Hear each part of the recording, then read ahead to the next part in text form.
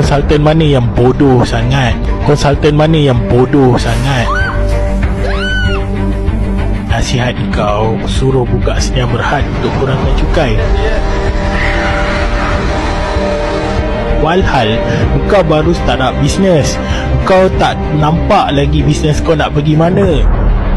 Kau tahu tak, bila kau buka sedia berhad, kos dia tinggi. Jadi bila kau nak buka sedia berhad, sepatutnya kau kena pastikan yang bisnes kau ni dah berjalan. Bukan sahaja berjalan, dah buat profit sebanyak RM300,000 setahun.